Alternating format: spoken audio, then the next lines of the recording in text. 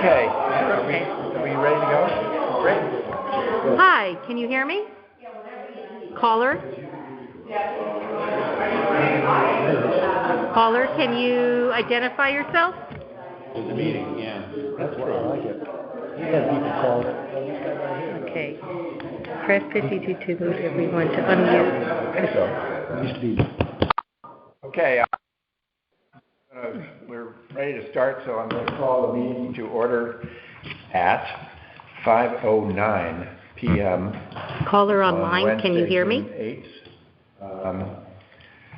Caller online, can you identify yourself? Is to approve the minutes of May 11th, 2022. Has everybody received the minutes? Should have.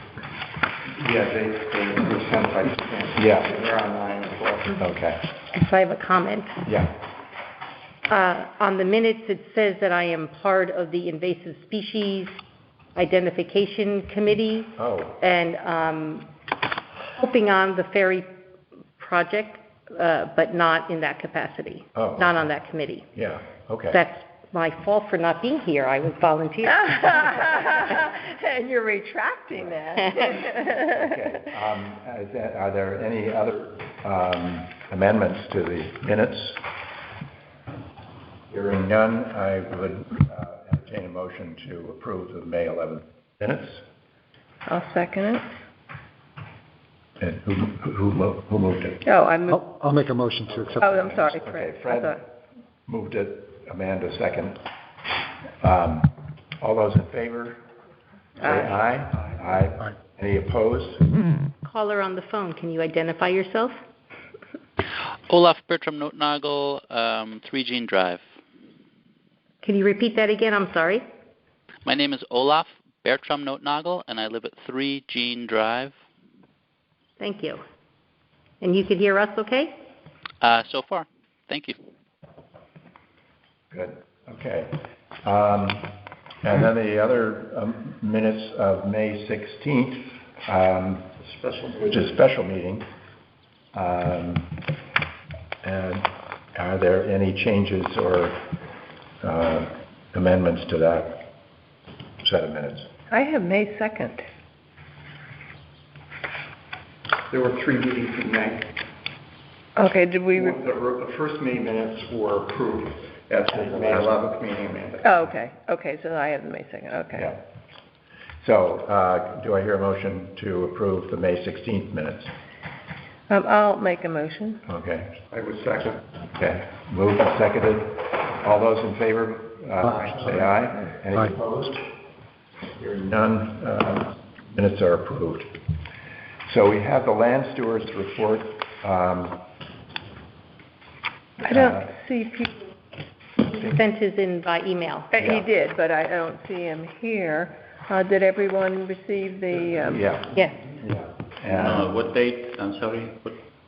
This is the May 2022 land steward report. Oh, yeah, I believe so. Okay. Hike Bartholomew did a little work on McCulloch, putting the maps in. Champlain. I checked on Bartholomew. Hiked Ames, did a little trimming. Champlain North.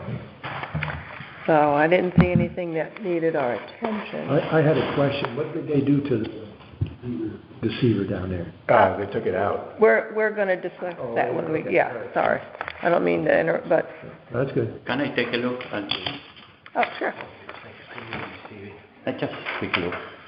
Thank you. Okay. Any? Okay. Moving on to existing business, open space updates. So, Amanda, do you want to take the first one? I'll take the McCulloch family open space. I'm going to address the equestrian request separately. But McCulloch looks fine. The land steward, Peter, putting the maps in there. Jimmy and Wayne have been working at Jimmy's Pond to rebuild the spillway. They have some suggestions. They've taken soil from the adjacent area, and they've, built it up. And when the spillway comes down, there's a water course, not very big, but and farther to the right is that little wooden bridge thing. Mhm. So Wayne and Jimmy had suggested taking that off, putting it over there, so that there'd be a little cross path, and then right past that, on the right is they've shaped the bank, and they're going to put some grass and let nature take over. But we were thinking it's a beautiful site for another site for a bench to sit and look at the pond, and then we'll, stop the access there. Yeah. Well, it's just in the back of my mind, do we want to invite people to go across in any case? I mean, Well, I think once they're done, when I went down there, it was still works in progress. Mhm. So I think we need to go down and make that decision. yeah, so we can, if anybody else wants to. Yeah, we'll send out when we're going to go. Chime in. It's just really beautiful. It's amazing how beautiful it is, and just because you've got the spillway here, and it would discourage people from the spillway. Yeah. And you have all that beaver activity, so it's interesting. So if you could walk that little path there, and then come up here, sit on the bench, and then look that way, you could see the beaver. You could see, all more of that. activity. Yeah. So I think we might want to do a site walk and look. Yeah. But so he's been working on that. We've contacted Mike Callahan so that he can put a beaver deceiver in there, because there's definitely beaver activity. When they were doing the work, the beaver was lining up trees on this side waiting for Jimmy to be finished. And then over here, beyond the pond, you could see where they were coming out of other ponds and creating there. So there's definitely a beaver deceiver is going to be needed. So, and we did receive a bill, which I'd like to have a motion to pay some bills, since we need approvals. The bill for the beaver deceiver for Jimmy's Pond is $2,640. We do have a couple of years of carryover funds, so we're in a very good position. I have a meeting with Wayne and Jimmy next week, and that will be a rather large bill. I don't have that, but it's going to be over $5,000, I'm sure. For the reconstruction. For the reconstruction of the pond and everything. Of the spillway. I'm sorry, the spillway. So I don't know if you want to wait for that bill to come in. Our fiscal year ends June 30th, and so we need to pay. I think I'm a believer in paying bills as they come in, and I'll second your motion. not making Okay, people well, wait. we'll probably be having another special meeting the next week or so, because we'll have to vote on the equestrian thing. So I'll just take a motion to pay this bill. Is that okay, for the beaver Yeah. deceiver? And then I'll get the rest of the bills and have them for the next meeting. Okay, do you want a motion? Yes, please. So I'll move to pay the bill. I'll second. To pay the Beaver Senior Solutions. Solution bill. Put the amount down in that. $2,640. Okay, and any discussion, comments? Okay, all in favor? Aye. Okay, so we will pay this bill. Then I just want to mention the Bartholomew Open Space, because there, we put a beaver deceiver in there last year. It did not work. I talked to Edamonte in Public Works. It was bent over by the beaver, and so when it bent over, it got double thickness, and everything jammed in there. And when he went in to get the leaves and to clean it out, the pipe was broken and everything. So he's redone it. I don't know if Peter North sent you all pictures of how it looks now and everything. Yeah, they put in riprap and a new pipe and. Right. And so I talked to Mike Callahan about that, and he said he couldn't believe that happened, but he says he will replace it and do it for free. So he's doing that. And I don't know what's going on with the bridge, anything or any flooding. I was going to ask Peter. I think once the pipe was fixed, the flooding was reduced. And any movement on the bridge? no, Okay, so then that's all I have on Bartholomew. Do we want to go to number 2? I see the Tevis family here. If you remember, the Tevis family approached us about horseback riding on our trails, and we agreed that we would move forward with that. We talked to the Board of Selectmen at a meeting, and it's been with the town attorney, and the lease is in process. Mike and I had a telephone call the other day and kind of worked out the gist of it, the terms and everything. So I don't know if you want to come up, Mike, and we can you can tell the board what we've talked about. The lease is not in a final form, so that's why we'll have to do another meeting soon, and then take it to the Board of Selectmen, and they're going to have a town meeting by mid-July, so we can get all of this done in the next month. I think you all know. Hi, everybody. Thanks for taking the time. I think that we're just waiting on a draft of a document. I think we are, but I think we should discuss what you and I talked about, terms, to make sure that everybody on the board agrees with the terms. And feel free to correct me. It was originally a 50-year lease. Well, it was originally a 99-year. Well, we proposed. okay. We've talked back and forth. 50 years, and then 2 renewals for 25 and 24. And there was some discussion. The attorney put in $3,000. You and I talked about $2,400. It's whatever you all agree on, with escalation clause. And I think we had an escalation clause in every 10 years. I think he said 5, but we can, Well, I think the business terms are between us, not the attorney. Not to throw in my idea, but I like attorneys to do the legalese and the business terms to do. Well, it's up. I think we should have a discussion about that. Well, I think that's why we're all here, is the discussion. It's 5 or 10 years for the escalation. It's 24 or 3,000, and the money goes to the land acquisition fund. And it is non-exclusive. It's open to the public, but there are no horse trailers in either of our parking areas.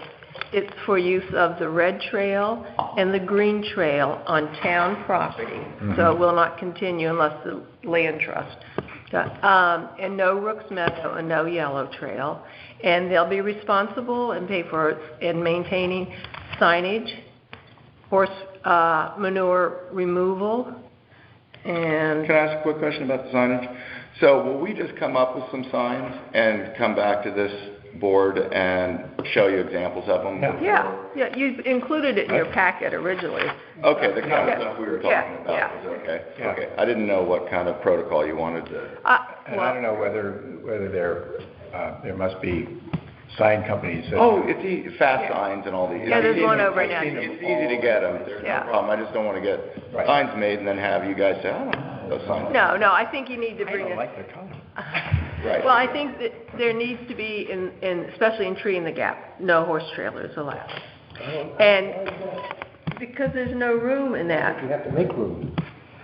We We can't give these people access with horses and not the rest of the public. Well, you cannot, so, I'd be afraid of getting us in a legal situation. Let me answer your question, Amanda. You mentioned 2 parking areas.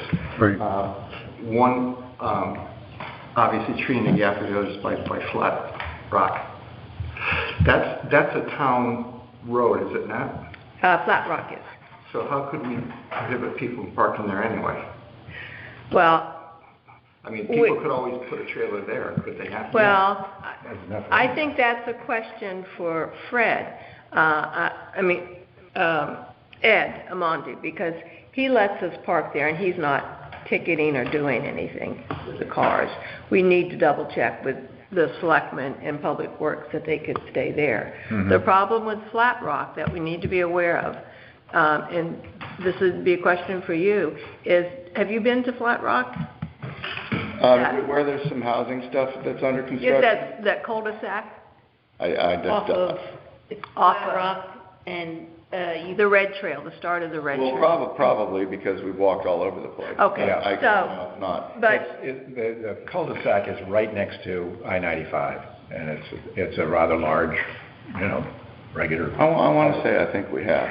it's a very narrow trail because we put it there to keep people off of the roadway there, which is owned by Open Space. So I think we'd have to define that. They couldn't use the roadway, but you told me that you can turn these horses in a small amount of room. So I think if you could Yeah, look. they can turn around in the same amount of room that we all can. Yeah. Well, I think if you wouldn't mind looking at that trail on Flat Rock, and if that's acceptable, then, and if Ed and the selectmen say that they can park there, but no, then that would be the access. We're not parking in either. No, but if we're open it to but if we open to the public has to have a place to park. But they cannot fit in Tree in the Gap, and we cannot expand it. That was the only, that was barely done. I would say as long as there's access for trailers somewhere. Somewhere. That would be good. So we'll check with, So I don't think we want to modify Tree in Into the a Gap. jam. We don't We want to can't, modify yeah, Tree in the Gap no. with that vernal pool there. As far as the trail goes, Amanda mentioned that we want to be careful to avoid people using the road that's quite near, quite adjacent to the trail. We're already warning people that are hiking on foot to stay off that road, so it would just be an additional warning if you're I think, going to ride a horse. Again, don't go on that roadway. right, so that may be a sign that said, like on our kiosks, it might say horses permitted or something. Well, maybe on the, after we get through this step, I can go out there with whoever's the appropriate person and go to each of the locations with a map. I've asked Dick Gates to give me a big map of all these on one piece of paper. I don't think he can do that. We tried that. No, I think he's got one going for me. Oh, he does? It just Okay. squeezes everything down. It's, it's 500 acres so everything's small, but it still shows everything. And at least I'm hoping he can do that. And then we'll just mark.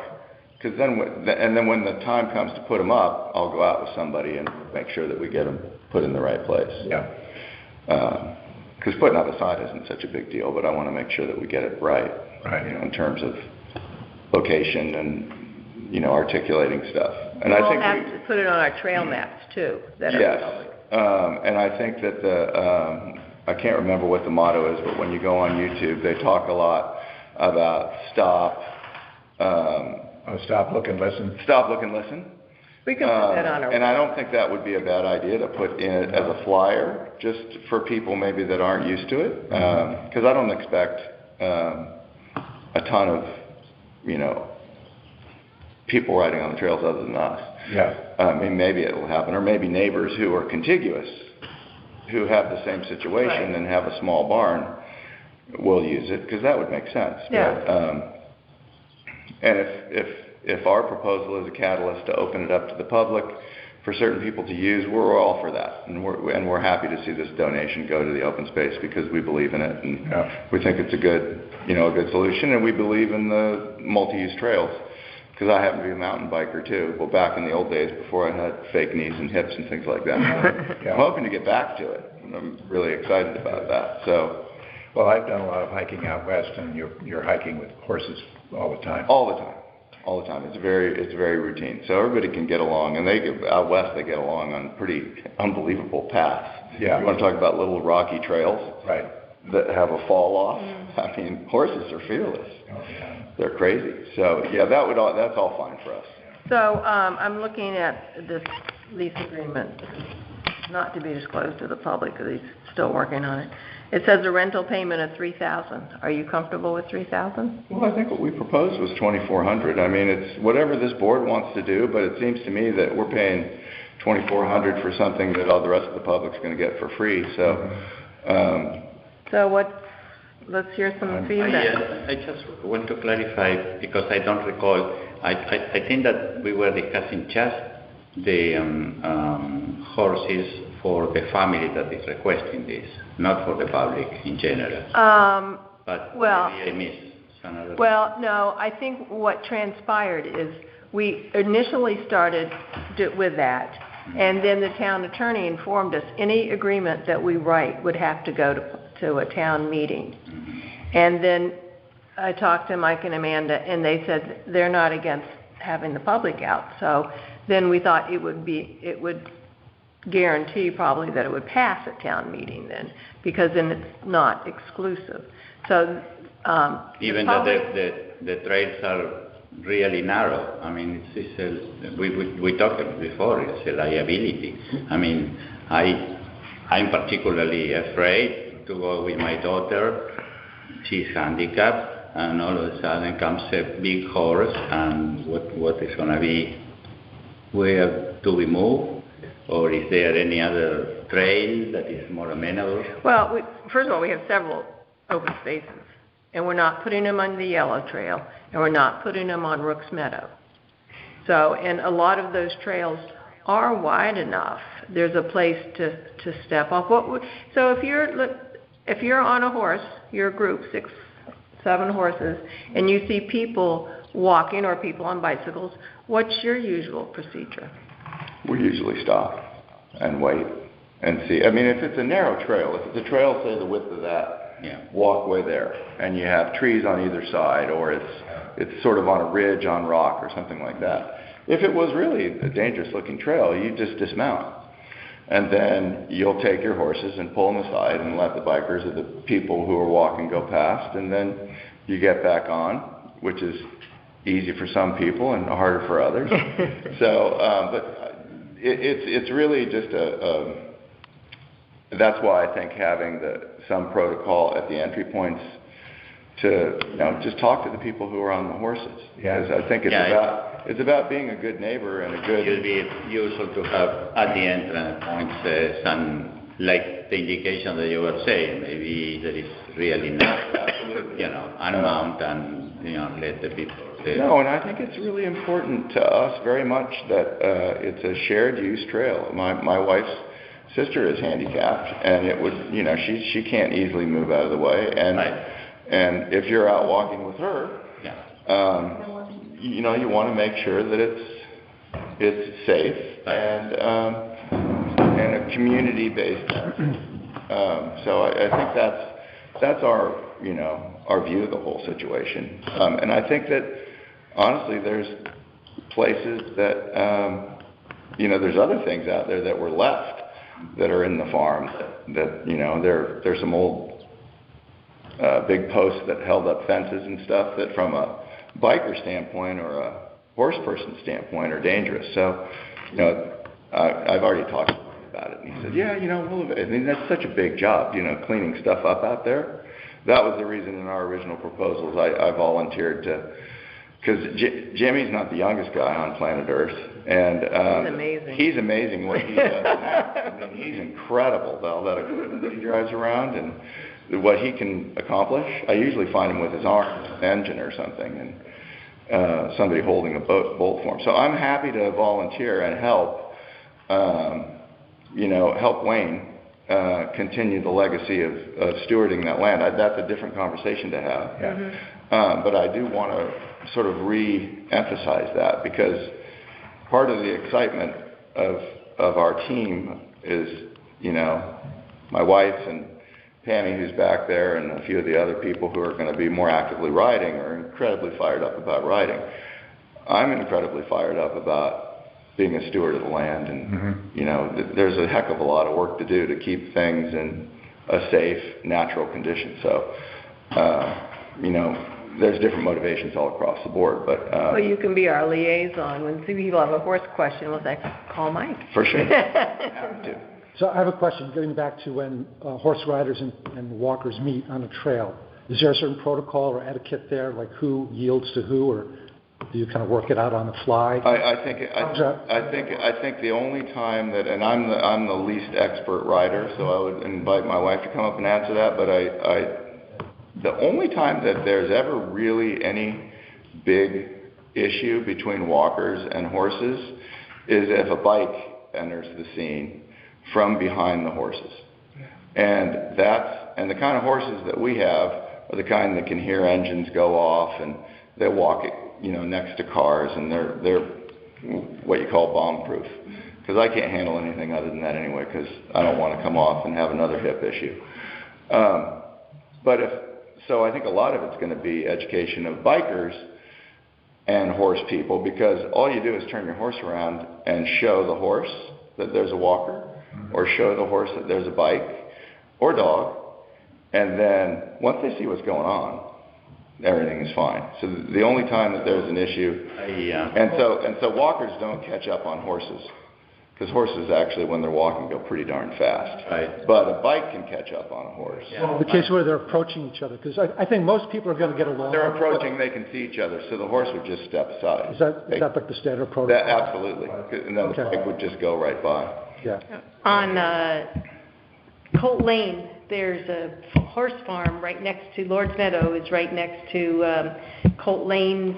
It's an Old-Time Land Trust Preserve. It's Loman. They have a private horseback riding. Right, and so I've been there on a number of occasions and come across horses, and usually I think as a person you defer to the horse just because they're bigger and it's an animal and there's a rider and you greet each other and everyone kind of marvels and you talk and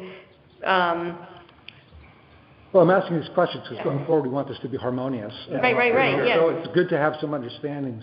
Sure. At the time, and as you said, we can post signs at the beginning of the trails to And I think tell people. the signage thing is a really good idea, and maybe we can have a link, because everybody has a phone, and maybe we have a link to one of the YouTube things that talks about, protocol. Yeah. See this link for the protocol, and they type it in, and they pull it right up in their phone. But I think we're happy to, because you guys have the little flyers with the maps in each of those locations, so we could put together a little flyer that talks about protocol for interacting with horses, dogs, bikes, and pets. Yeah. If possible, maybe my proposal would be to have a draft that is presented to the board here, so we have I'd feel better. Maybe I'd feel better about that. I think we want to get it right. Comment or make a change or propose a change or an addition.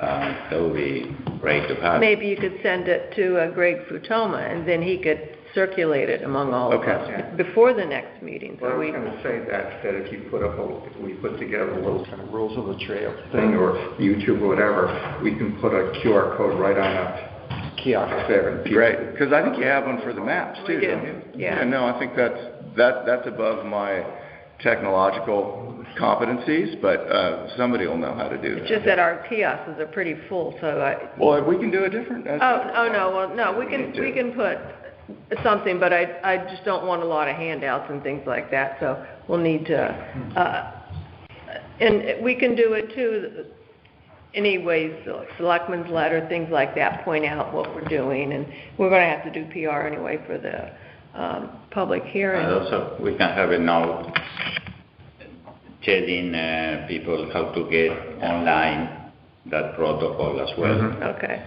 But let's get back to the lease. We proposed 3,000. They're mentioning 2,400. They're going to take over maintenance and everything. What figure would you all like to put in this lease? Well, my question is, where do these figures come from, and what's the rationale between, why'd you pick 2,400? Amanda and I Can you even predict? We sat down. She said something in the 2,400, 3,000. You're Amanda, or this Amanda? You, Amanda. Okay. His wife's name's Amanda. So it was pulled out of the ether. It was we wanted it to be something that was meaningful, so that there was over 99 years, it turns into a decent amount of money. It escalates, but I think also. Kind of a rent. Well, it's like It's a payment for an ability to have a non-exclusive use under terms and conditions in a lease. which would require us also to carry liability. So we will carry liability, which will cover all of our riders. Indemnification too, I think. And there's an indemnification that will be in the lease. So we just, in thinking it through, our family's in the commercial property business, and since a lease is sort of a rule book, it kind of covers everything. Yeah. And we don't need to make it exhaustive because the premises are 2 trails, but it protects the city, and it protects us because we don't feel right about making an investment. I don't know. We certainly welcome any of you coming out to the farm and checking it out once we get this all done. I'm sure we'll have a cocktail party to celebrate it, but there's a lot of work to be done. Yeah. And so we don't want to undertake this lightly and try to make this, it's about, having a place to hang out with friends and family and enjoy horseback riding. And we moved out of a place in the West Coast where sort of young tech entrepreneurs, maybe with more money than smarts, have taken over, and they've tried to close trails. Mm-hmm.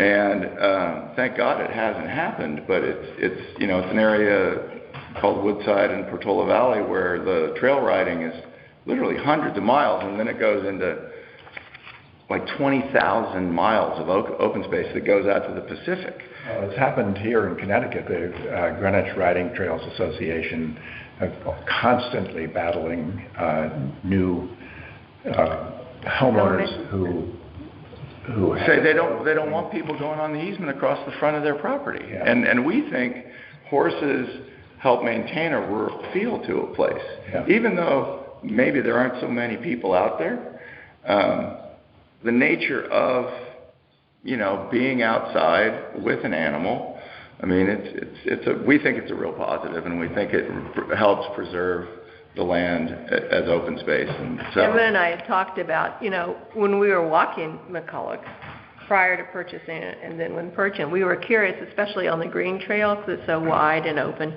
how it would develop over time since the horses weren't eating and beating down the pathway. So that's problem solved. Yeah.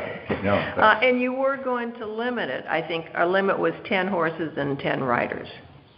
I think we talked about 12. Okay, 12. Well, 10 or 12. Honestly, I think it's going to be not very often that happens. Well, I just, I don't want to spend your money with attorney's fees, so. I think 12 is great. That's right. That's what I remember. Okay. 12. I remember 12. Okay, and then the rental payment? 24? 24, 25. I think it's. I think 24 is. I think 24 is good. Especially, I think Mike's concerned about, because there may be, or will be, or maybe other riders from the general public, and so that's going to be the other thing that in the back of my mind is that we're not charging anything for the general public. Does that maintain our public liability under the law? Maybe we can run that by I think Rich. I'll ask. I think that's a state code, and you are. I think you are. I'm the last guy to give you any legal advice. Yeah. No. Well, don't take mine. So because you're charging and we're doing a lease document, so that's why. But I'll ask Rich. Yeah. Ours is a separate instrument, and it only deals with this property owner who's. But it brings it up. We have to look at the whole picture. So if another, so that's why. Now he has in this that every 5 years, the official Consumers Price Index.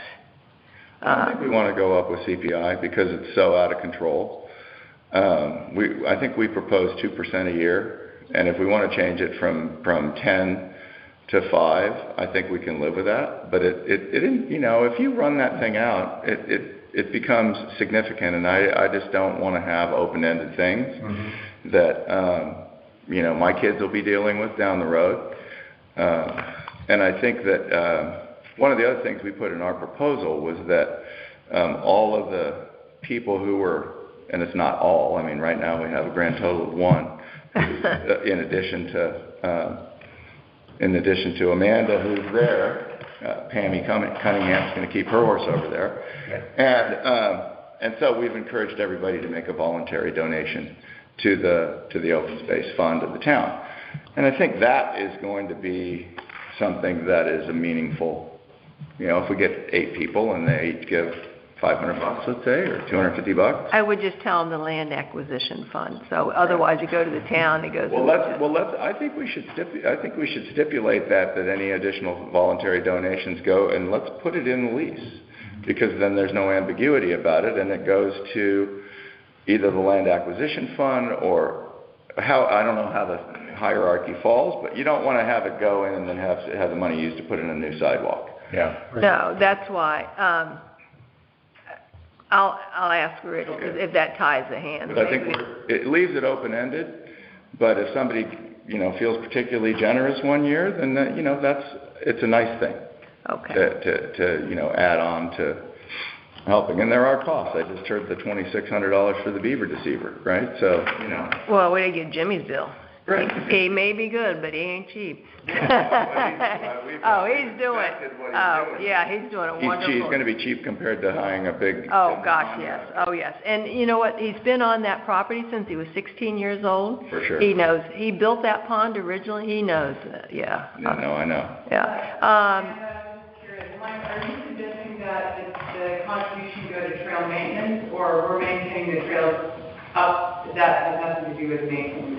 That's a good question. I didn't. She said, so the rent that we're paying, is that going to the general land acquisition fund, or is it going to the specific maintenance of this property? In other words, no, it's going at this point, and give us feedback. We had thought the land acquisition fund, we have a budget and we have funds for maintenance on the property. Okay. So that already comes out of the general budget, or it comes. So we get that each year, and then if we are doing something major like the beaver deceivers and this, if I didn't have the carryover funds, it would be a capital expenditure, and we put it in. Okay. So we have Wayne and Jimmy are the land stewards. Peter Norris, our other land steward, goes over, fills the maps and things. So I think. And our rent payment would go simply into the pot that is used to buy other land acquisition fund. Mostly. I would think it's more appropriate that it goes to McCulloch property, isn't it? To the maintenance? But she's saying there's already money that's set aside. It's in the budget. We have that already in our budget, and you're going to be doing the maintenance with the horse manure and stuff. I would. So what you're saying, it's more additive, it's more of a bonus to the town to have the money that's going in that adds more to more open space. We could purchase more money in open space that might abut your property that wouldn't have a nature conservancy and easement on it, and then it might be so. Right. And we get $75,000 a year. And you know what land prices are around here, so every little bit helps our acquisition fund. But if you want it to go into, if it goes into maintenance, it reduces the amount we get. It's going to wash out. Okay. So you can't have the money go specifically to maintain these trails that the horses impact, or that say there's invasive species that's running amok, and say we wanted to contribute it to to get I think what you're saying is you've already got the money for that. You already have the money. It takes out. And then it gets what happens if we don't spend the money, and then where does it go? And then we have to break out what we're doing, and it's. Okay. I think that because you're doing the signs, you're doing the manure removal, and I don't know. We're going to be out there on the property. Yeah, and so the only thing I think in one of the leases was we talked about you maintaining the trails and things, but it's a fine line of, so I understand because you're on a horse and you're a lot higher, you may have to trim some branches or something if there's low things. Right. But we're not asking you to take over maintenance of the trail. Okay. But and I think it's going to be a little give and take it's at first. It's judgment call. Yeah, so, but I don't want you to say, oh, well,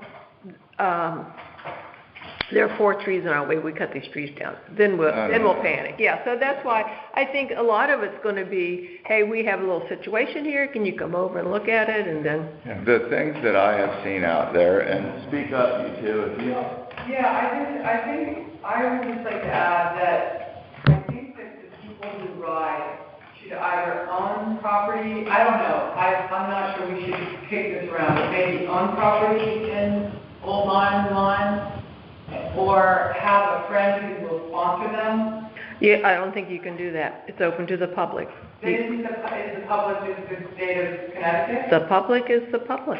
Oh, really? Okay. Yeah. You can't say, show us your driver's license. If you're not a registered voter in Old Lyme, you can't come on. It's going to be sort And of... who's going to monitor that? Well, also... Beaches in all towns, all coastal towns. Right, honestly, Yeah. what's the practical application? If you're piling your horses into the trailer, and you're taking them 20 or 30 minutes or an hour, is this necessarily going to be the most forgiving location to there's no parking at any of these locations to offload your horses, so that's a hassle.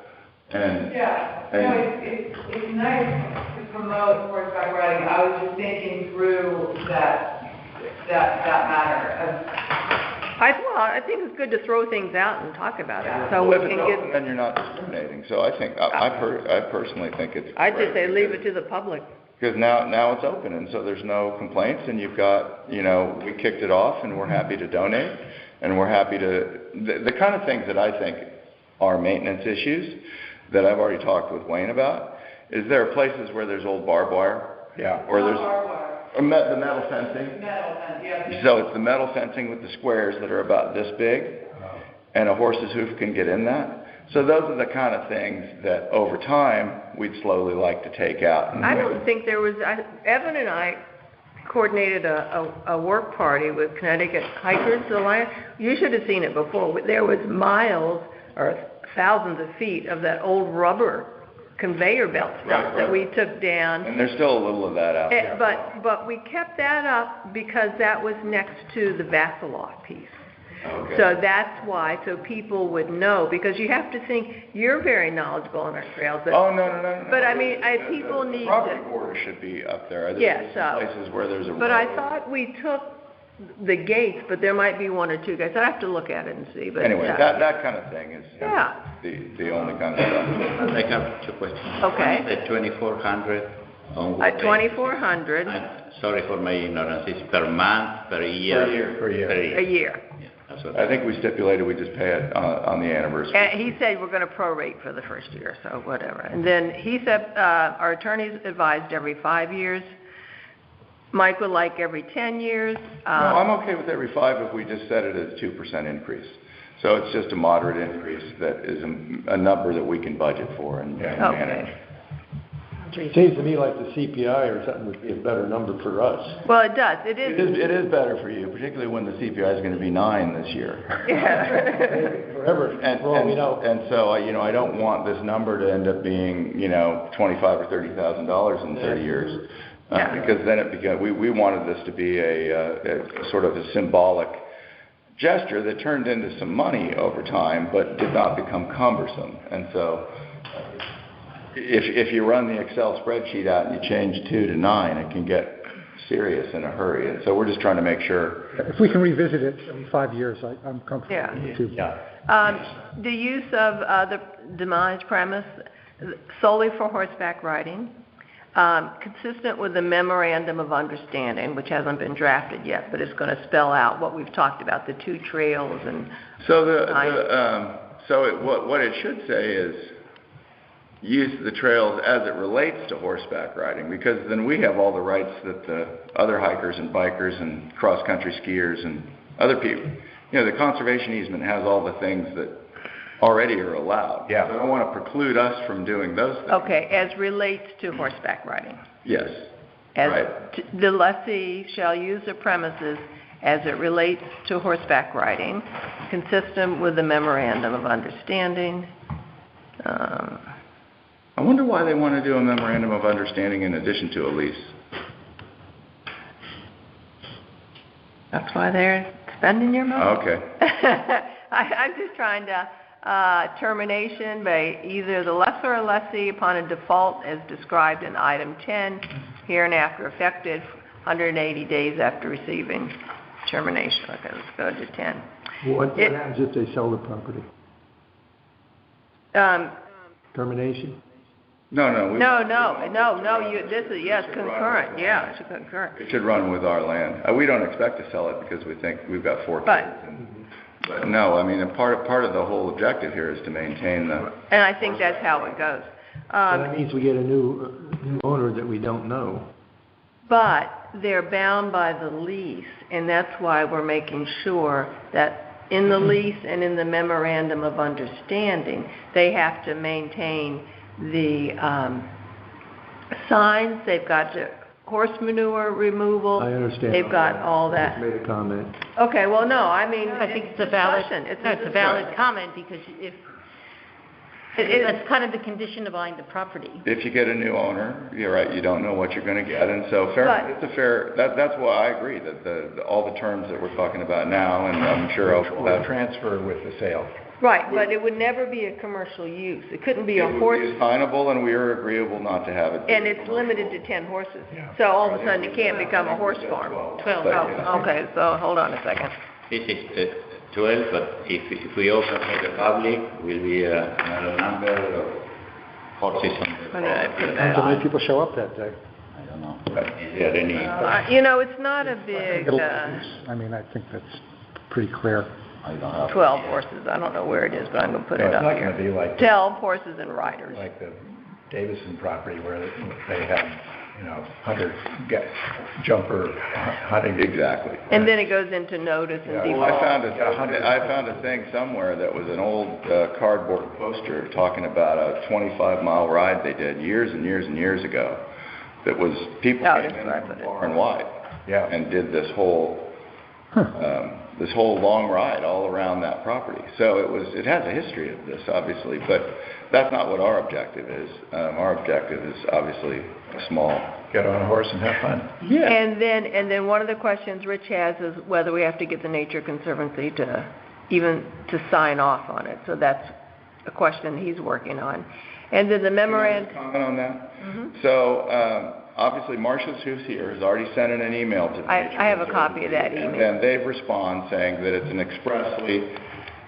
an expressly reserved right. It says right in the law. So what we would ask is that the town or your attorney just write a letter saying, because the document's very clear. It says describe the nature of what's proposed. So all we do is say the applicant who's buying the Vasiloff property proposes to have a non-commercial operation with 12 horses riding for their own pleasure purposes and enjoying the property.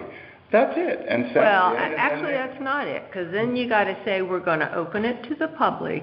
We're not going to. You have to give them a little more detail.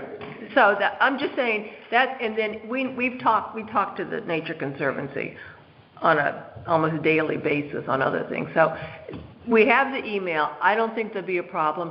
It's just that I think it should be included in the packet. They're going to record the lease and the document, and it probably would record that letter with it.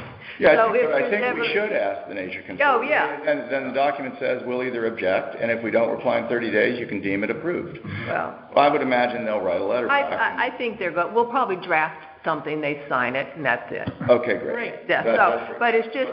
We all agree that it should be. And it's just something that will be included in the recorded package. Okay. So, no, it's... That makes sense. Yeah, and then, so the memorandum of understanding will say about the lease terms, where we can have them, the red trail, the green trail on town property, no horse parking in the tree in the gap, no Rooks Meadow, no yellow trail. You'll do the signs. It's just going to spell it out like in bullet points. Yeah, great. So any questions for Mike or Amanda? Is there any other towns in Connecticut that has a horse park? Yes, there's several. And Lyme? they require a permit, a fee, or anything like that? I don't know. I don't have the least experience. Yeah, I don't know. I know that the town of Lyme has a fair amount of open space, and I think that the Jewett property, which is town-owned, Oh, yeah. allows horses. Uh-huh. But what? Loman. Well, Greg sent out an email. Huh? That's Oh, land that's, trust. yes, land trust. That's private land. Greg sent out an email to, Do other towns allow horses on their trails? I sent out a list of mostly land trusts, but some towns responded. I would say about 8 towns responded that they do have horses on their trails, and nobody really made problems. Yeah. Sprague, I know because I work for the town attorney in Sprague, has several large parcels, and people come in with their horse trailers. Yeah. But it's more wide. It's larger pieces of land. That's where you need to have the larger pieces. But Yeah. Can we need to move Can I ask more question? Sure. Yeah, Gary. Seems like I remember in the original documents, there's something in there about horse trails not coming within 100 feet of wetlands. If that would be the case, we'd have to look at that and reroute them or something. I think it's to keep the manure out of the wetlands. Is that in the easement you're talking I think about? it's in the, It's in the easement. Yeah, It says something to within that 25 feet. It says new horse trails cannot be built within 25 feet of wetlands. Yeah, Which we're not talking about proposing new horse trails here. We're just talking about using existing trails. there's something in there we need to look at because otherwise we wouldn't be following that easement. Yeah. So in the We could simply reroute the trail if it's too close. well, we're going to have to reroute possibly part of the red trail to those affordable housing lots. The So other thing- in the easement, what did it say again? Tell me. I'd have to go look it It up. basically says that any new horse trails cannot be built within 25 feet of a wetland area. New horse trails, but we just took over existing horse Right. trails. When I So, talked to the Nature Conservancy, when I wrote that letter, he told me 30 feet. Okay. So I think we just gotta review that. That's what he said. of wetlands? Yeah, I think that's what it said, so many feet. So are of those wetland. stream crossings wetlands? So do we have to identify wetlands with scientists? That's the next question. Yeah, No. stream crossings would be, but they're already existing. Right, we're not proposing anything new. We're not changing. There's no- Okay, I'm just, so when they come back with that question. So, any other comments? One- Okay.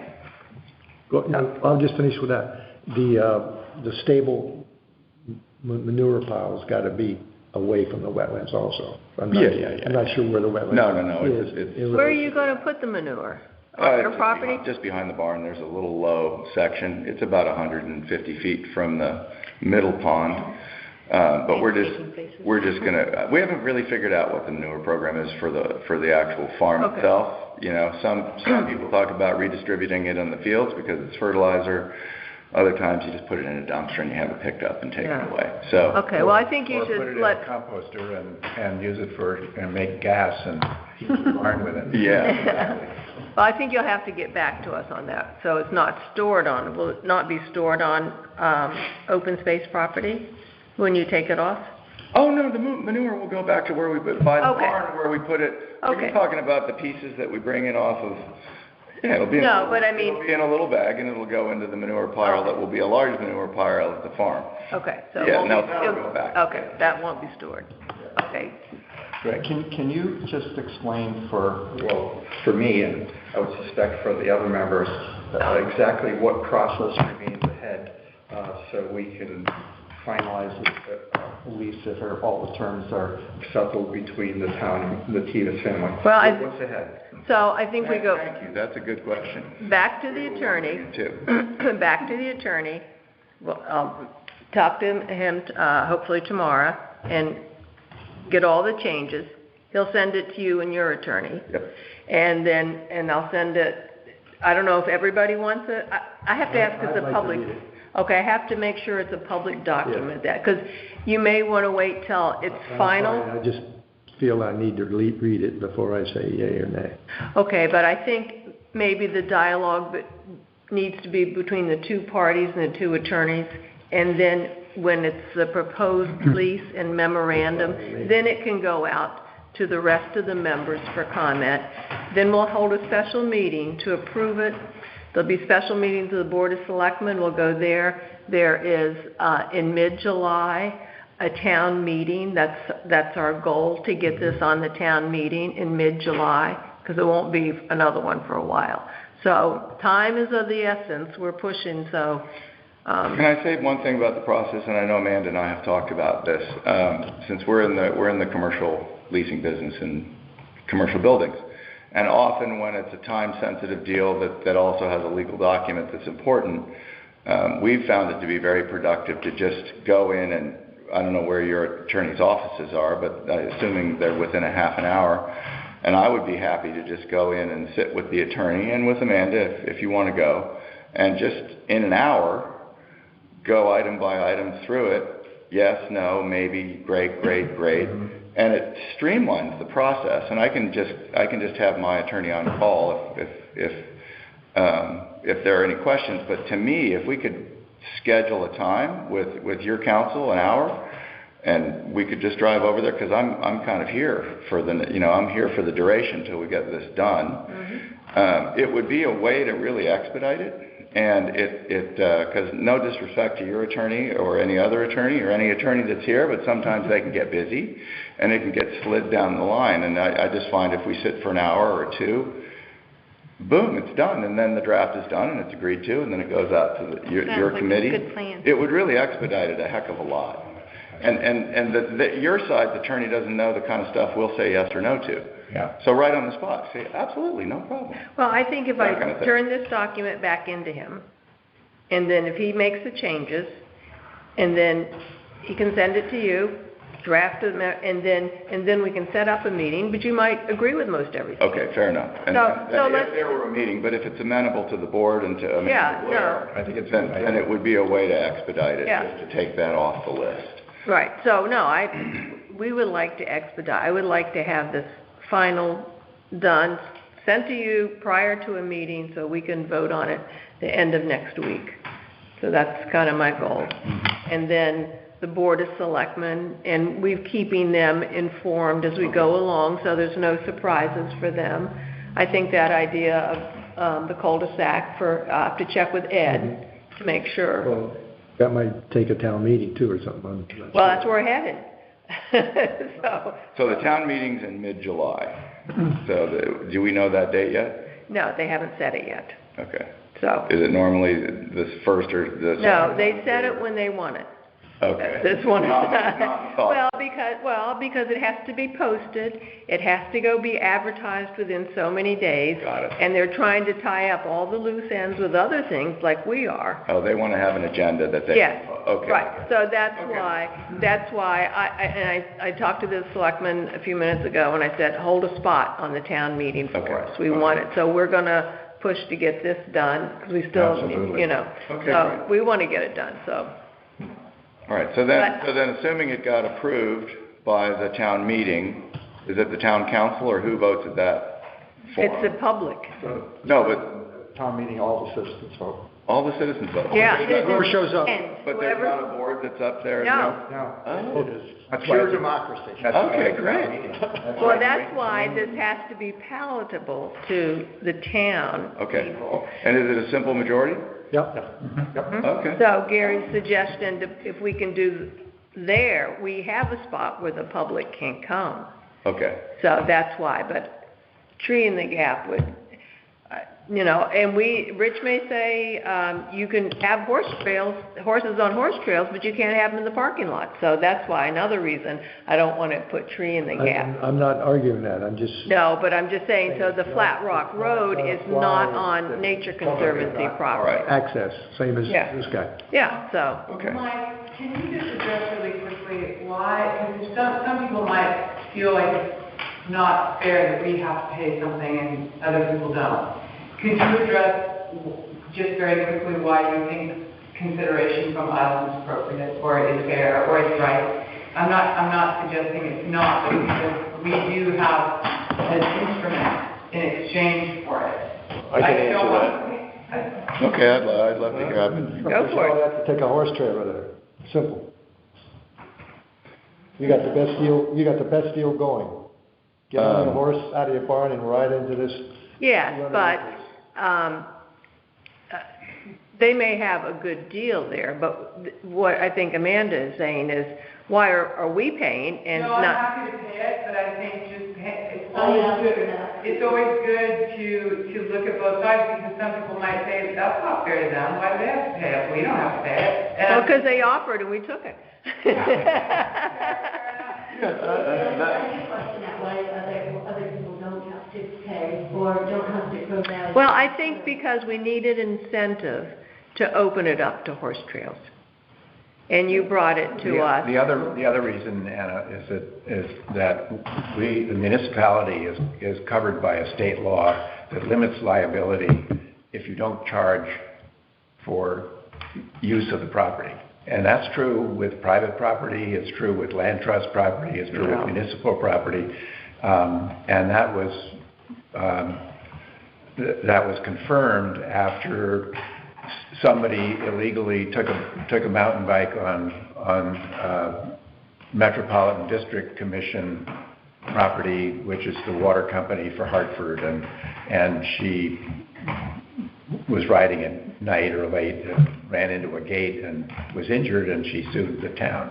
And so they said, no, the town is covered by liability, and the legislature Because they don't charge. strengthened it, and so we're covered as long as we're not charging people. But if this is really a voluntary. But I think what she was suggesting is why is the Tevis family paying. And I think up until you did your presentation, we would probably never have opened this up to horse trails. Mm-hmm. And so we kind of need, we don't want the town to pay for the burden of this to benefit a few, because a lot of people can walk or ride a bicycle, but they don't have horses or access to horses. So it's a use that benefits you. It benefits the public because it is open to the public, but it's something that we wouldn't spend money on, and your family has generously offered, and to pay the cost and do the few things we ask and contributing to our acquisition fund. So it sweetens the pot a little. Philosophically, we're making a real estate acquisition in conjunction with this lease. And were it not for the lease, we would likely not make the real estate acquisition because we don't want to ride loops on 50 acres. Yeah. So I think that this is a proper business arrangement that a private party is making in conjunction with a private real estate deal that's going to, close in short order as soon as we get this approved, and the Vasiloff family will, have a good result from that, and we think our result will be very good, and we think the town's result will be very good. And so when you codify that in documents, it makes it very clear what the intention of all the parties were. I think That makes a lot of sense. I think that ties it together in a neat loop. I think it's very well put. 10 years down the road, we'll still have that lease, and it doesn't really give us any more rights than the rest, but it very clearly defines our rights in relation to 100 Whippoorwill. I think that's important for us because we're one of the few that has a 40-stall barn sitting out there that's going to be squeezed down to about 12 or 14. I also think if you look at the history of that property, it was a horse farm that people used, Gene Vasiloff opened to the public. A lot of people enjoyed going there. And it's kind of nice to continue that tradition. For sure. And it's also nice because in other areas in our state, horseback riding is pretty common. So it's not every open space we have, but it's this open space. It's 2 of the 3 trails, and with parking on one area for the public. And we feel it's a win-win. I want to make sure that you guys understand that. Yeah. Well, you brought up McCulloch history, and not to put you on the spot or anything, but they opened the barn to the public once a year, twice a year. They shared that. Do you have any plans to do some public outreach like that? I know the community would really appreciate it. I'm not saying you need to. What we have talked about is doing, and we would have to work it out with Anna because it would be on her road. Road, but we did talk about doing some sort of a kid-centric egg toss, horses in the ring. That would be neat. Really fun. The community would really appreciate that. A community type of function that gets all the young people out there, and then old people like me, and you charge $20 a head that goes in, but it all goes to the open space. Well, I don't know. And something like that's a win-win, that's a public event, and that kind of stuff is. I remember it. We all remember those kind of events from when we were little, and they don't happen that often anymore. Yeah. So I think it'd be fun. So we'll get working on it. I'll get the attorneys. I'll crack the whip. Okay, and great. then we'll send it to you, and then we'll fine-tune it, and then we'll send it out to everybody for comments. Okay. So I'll make myself available, and thank you very much for all of this time, because we created this nonsense, and hopefully it will be a positive result. I feel like it will. Are all these horses Morgan horses? No.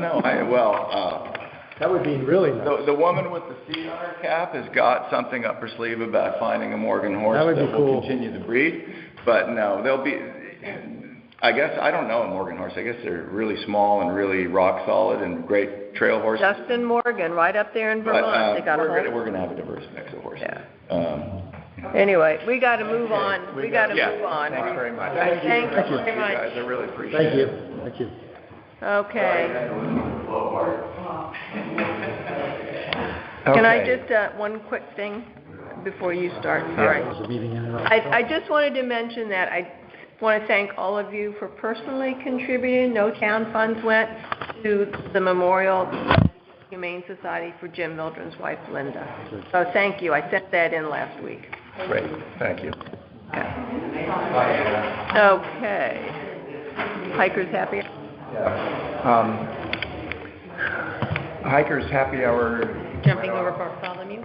I did Bartholomew. Oh, okay, I jumped in. I'm sorry. I forgot. You could get on a horse. The Hikers Happy Hour went off. We weren't sure it was going to happen at the hiker part because it was raining up until a couple of minutes before everybody met up at the end of Meeting House, and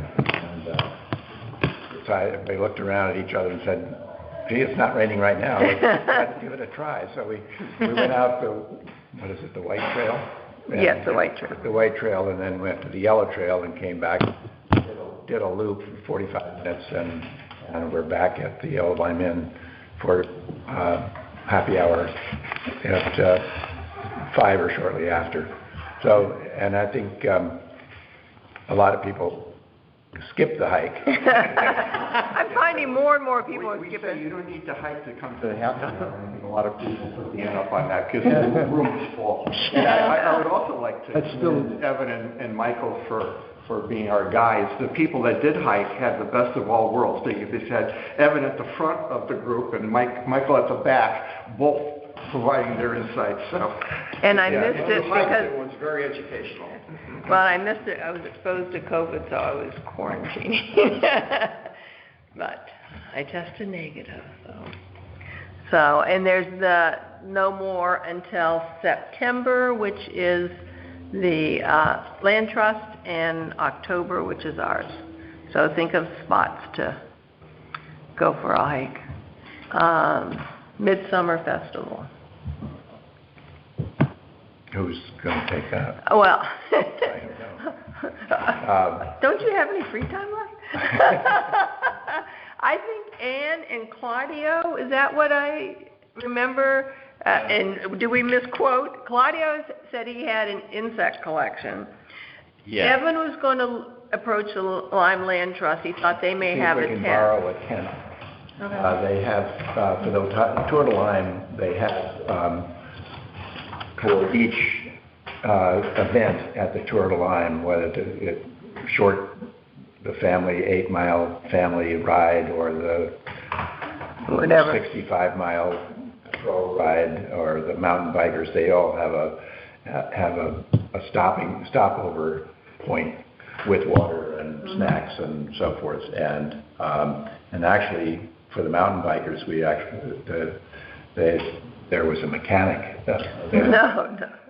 Thank God we don't have to do that. No, we don't have to do that. Pit crew. But they have a folding 10 by 10 cover, it's a roof. And I'll see if I can borrow it. They may say no, but. We'll start with there, we may can go rent to, one. I think maybe, Taylor Rental or something. Are this is the Lime, well, okay, that's the Lime Land Trust. Yeah.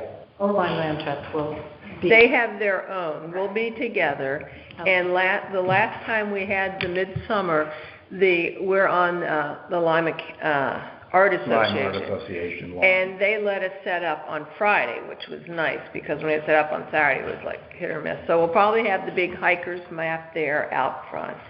And then we have an exhibit on beavers, that big poster that we can put when we have to find some more easels. We need about, 3 to 5 tables.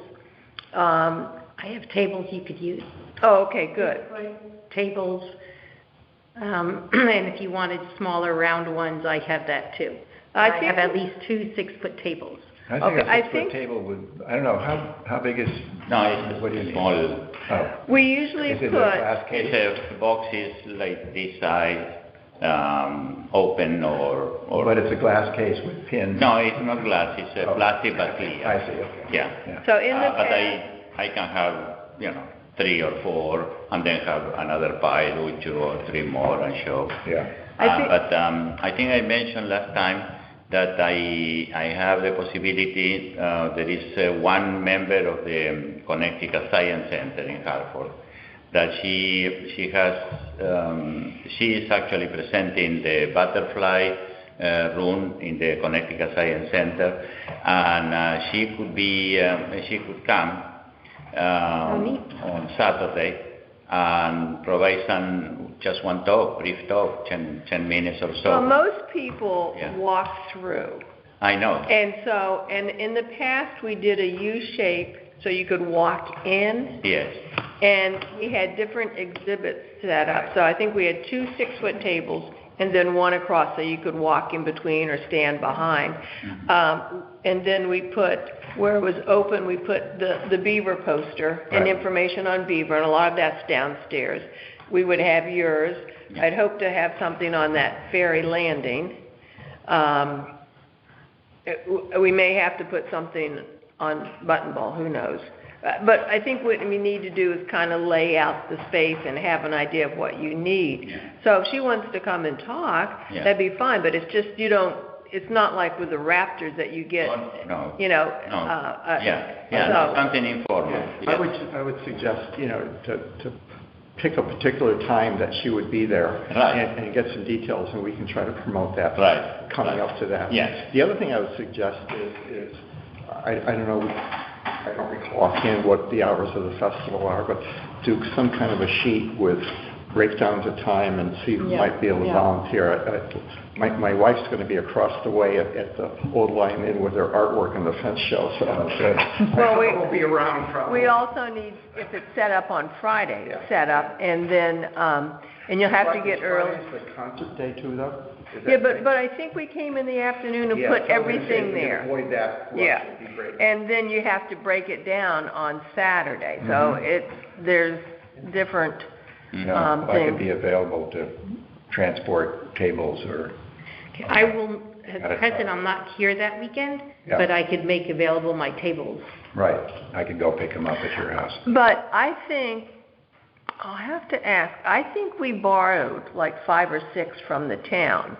I'll have to look. And then some folding chairs. So it might be easier, one spot, and then you return them. So let's look in, I'll call Michelle. And I have a few folding chairs and stools as well. Okay, and then I'll call the Academy Art Association and see if we can do that.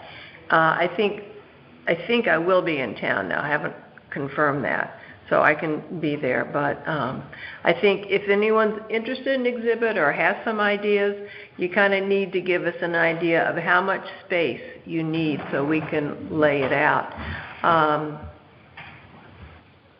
What are the dates again? It's just one day. It's the 30th. The 30th. Yeah. July 30th. I think it's from 8:30 or 9 until 4-ish. Yeah. There's a farmer's market, artisans, food. Dog parade. dog parade. Oh, dog crafts, a little bit of Used everything. to be a food truck, some years. A food truck. Yes, they have some food. Yeah. They might, yeah. I have a question. Someone asked me a concern on but it's not our responsibility, the land trust, but it's on the raptors. They're working on that. I was hoping Suzanne was here, but I'll send an email. No, I can send the question to them if these raptors are somehow prepared, sedated, or... No, they're not de-winged, but they're clipped, and they're rehabilitated birds that can't go out back to the wild. So it's like wings under wings. Okay. And or from the Denison Pequot's Nature Center, and they got a clip. They're on the arms. They're held in the hands. They're professional, if you would, handlers of it. They're not running free. But that's their booth. But the concern is, with the elephants or things like that. There are that, some demonstrations that falconers it's a big draw. And they have a demonstration of a falcon flying around and then being called back to the arm. But I don't think that's going to happen. No. So how about if, Anne, you were not interested in taking the lead on that, or you were, or what? On the summer? On organizing the whole... Well, I think you being the head, and everybody can feed it in, and I'll be glad to feed in stuff, but just kind of organize it for us, not so much. To be honest, I have, an event that I'm already managing. Okay. A family event. Okay, then that's fine. For that. So I'm definitely planning to be the organizer for what we present about Ferry Landing, and I'm going to be there. But I'd rather not be the one chasing down the details for the whole shebang. Okay. For me, I have so many things now. Oh, I don't have anything. On Saturday, definitely, and I can help a little. I mean, could we just discuss it at the next meeting? Okay, so how... We'll schedule what we're all going to do and take care of it at the meeting. Okay, why don't people send in what they would like space for, so we can accommodate that.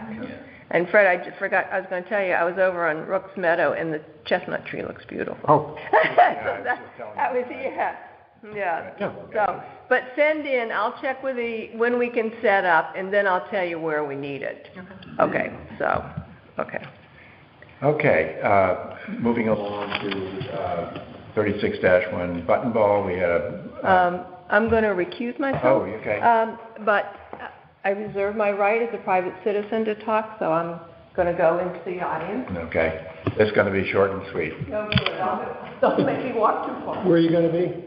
Oh, you're going to stay here? Okay. Yeah, no, I'm just going. Sometimes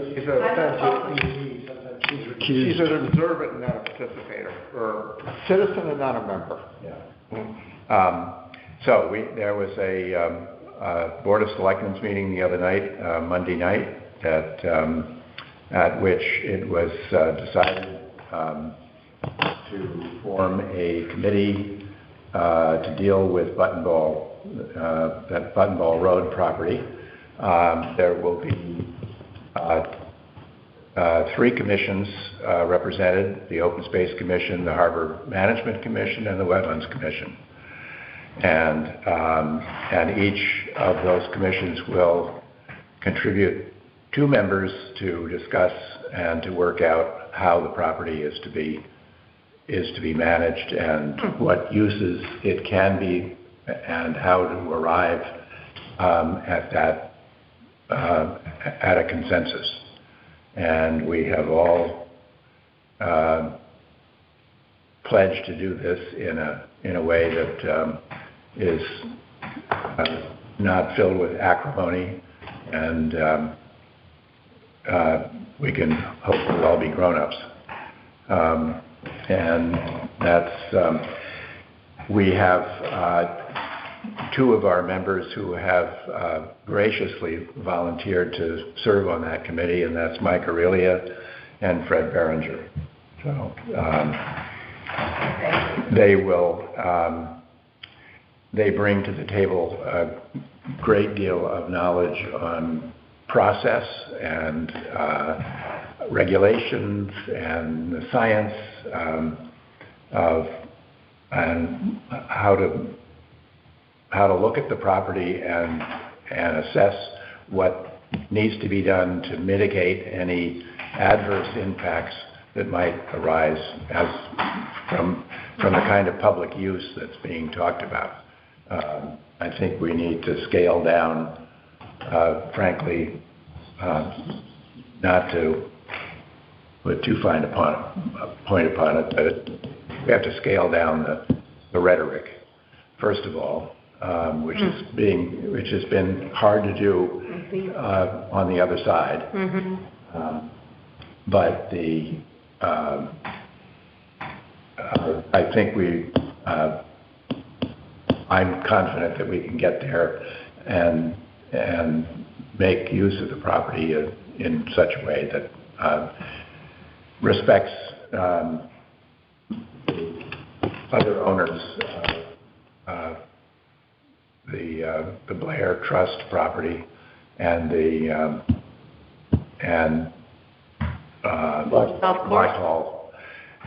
Blackhall Golf Course. But this idea that everything has to be played out in the press and in social media right now is, I find disturbing and upsetting. That people can't sit down together and disagree without getting their shorts in a twist, which is what I have a couple of questions. Yeah. The town had requested of the open space to identify or find some independent. Yes, and we got a recommendation from a law firm, a person who I guess they've used and have respected, and so we met with a person out at the property who took a quick look and wrote us a proposal. It's simply a proposal. It's not the assessment itself. The question is going to be, do we go forward with that proposal, or? And it's a proposal to do an assessment. Yes, to do an assessment. I thought that's what we were charged with. Well, there was a meeting on Monday night. There was quite a bit of discussion among the Board of Selectmen, the three members of the Board of Selectmen, on whether or not that was actually authorized. Okay. So there's some gray areas that need to be worked out, and hopefully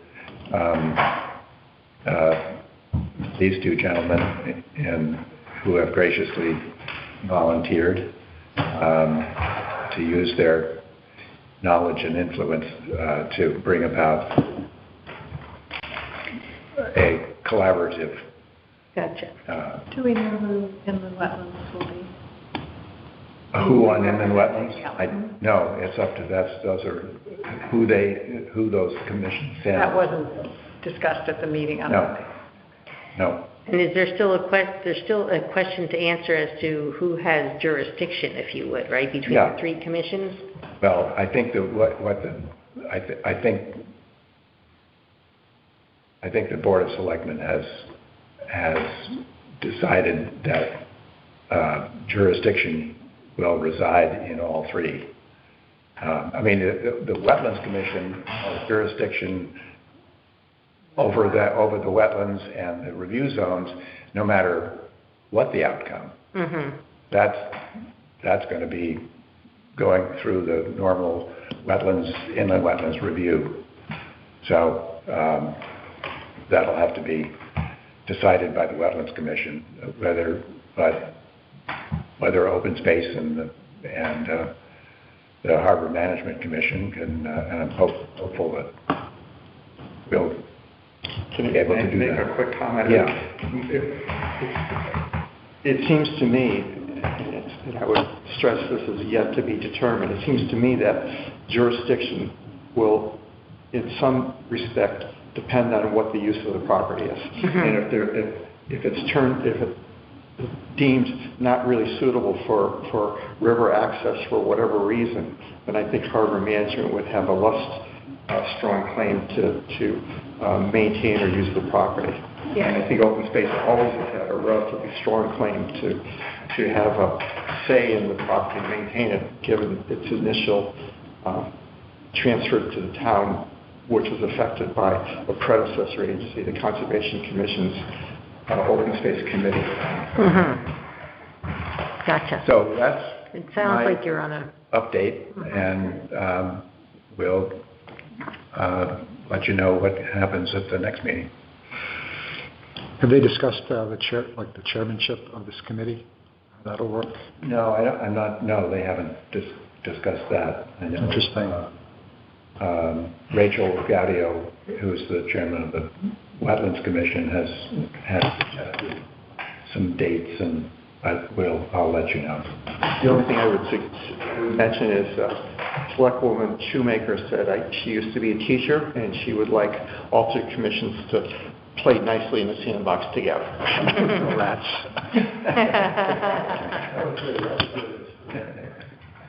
Yeah. So let's move on to the Ferry Landing project. Anne, have you got? Yeah, so was the update circulated? I don't know if anybody had a chance to read it. A little lengthy, I apologize. When did that come out? I'm sorry, I missed that. Oh, I'm sorry. Well, I only have this copy, but I can... Was it a while ago? I think I sent that out a day or so. That's a copy you can keep fresh. Yeah, I didn't. You didn't get it, Everybody okay. was emailed it. I'm sorry, I missed that. I'm not sure, what. So I can just do a quick synopsis. Sure. And, Summarize. I'm just apologizing. Yes, sorry.